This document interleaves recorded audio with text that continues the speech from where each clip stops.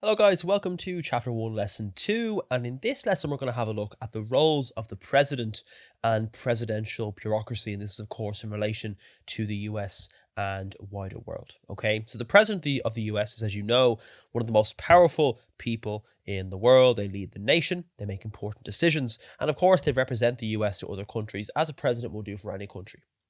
Understanding what the president does, how they're chosen, and who they represent helps explain to us, will help explain even further how the US government operates. Okay? So, what roles have they got? Well, they have a number of different roles, and if you're writing an essay, I think it's important to know what some of these roles are.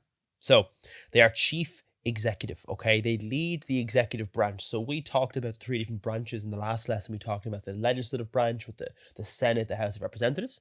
We talked about the judicial branch, and we also talked about the executive branch. And the president is the leader of this branch, okay? He enforces federal laws. He runs and operates government programs. He oversees federal agencies like the FBI, etc., the EPA. They're part of the judicial branch. And of course, he also appoints cabinet members and other officials who must then be approved by the Senate. This is where checks and balances come in to play. He's also the commander-in-chief of the US Army, okay? He makes key military decisions and ensures national security. So, he cannot declare war. Congress have to declare war, but the president can deploy troops and manage even military actions. He's also what's known as the chief diplomat, so he handles foreign policy, he negotiates treaties that the Senate have to approve, by the way, so again, checks and balances. And, well, I should say also the kind of the balance of powers, I should say.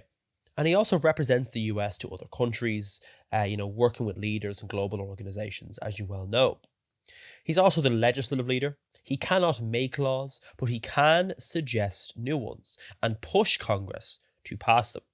They can also veto bills, and he or she can also deliver the State of Union address outlining their goals for that year or for that term. He's also the head of, well, he or she, I should say, but it's always been a he in this case, is the head of state, the symbolic leader of the country, of course. And they're also the economic leader, okay, shaping economic policy, working to ensure economic stability and growth. But in many ways, the president of the US has a massive influence over the economy of the world, okay? A speech given by the US president can impact stock markets in lots of different countries. A president can say, we're going to invade this country, and then suddenly stock prices in that country go up or go down based on what they said. So they have massive political and economic sway. Finally, they're of course party leader, your elected leader of the Republicans or the Democrats, and we'll look at them in the next lesson. You're of course the leader of that party. So, presidential bureaucracy is a key term that I think is important to know when studying the US presidents, okay? This is essentially the idea that there are a number of other departments that work under the president that help the president do their job, okay? Be it the kind of Department of Defense, the Department of the State, the EPA, the FBI, they all really help the president to achieve their kind of goals. Here's a couple of terms that are very important. Direct mandate is important. And this is essentially the idea that the president has been elected based on popularity or based on majority by these people. He or she has a responsibility to lead these people, okay? The direct mandate gives the president a strong position to implement their agenda, the idea that they have been chosen to be president. The power of initiative, okay? The president can set the legislative agenda and influence national policy. They can propose new laws, push for specific policies, or use executive orders. And we'll see how, certain presidents, specifically Harry Truman, passed a number of executive orders while he was in office. And we'll talk about that. This power allows the president to address important issues quickly and effectively.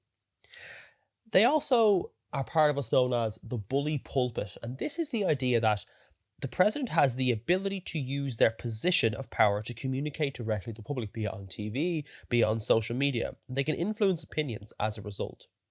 They can use, press conferences or social media, whatever, okay? Theodore Roosevelt popularized this concept, I should say, recognizing the power of the presidency to advocate for important issues. And of course, as you well know, that's being most certainly used very effectively in many cases by Donald Trump today. So, a couple of key questions based on what you've just learned. Pause the video here, reflect back over the questions, and see if you can answer them. So question 1, name 3 roles of the US president They are the commander-in-chief of the US Army, they are head of the executive branch, and they are the leader of their parties as well. Question 2. What is presidential bureaucracy? It refers to government agencies and officials that help the president implement laws, policies, and administrative tasks effectively. They help the president do their job. And question 3. What is the bully pulpit? The bully pulpit is essentially the president's ability to use their position to communicate directly with the public and influence opinions if needed. Alright, see you guys in the next lesson. If you like this video, you'll love our notes. You can get some for free in the link in the description of this video.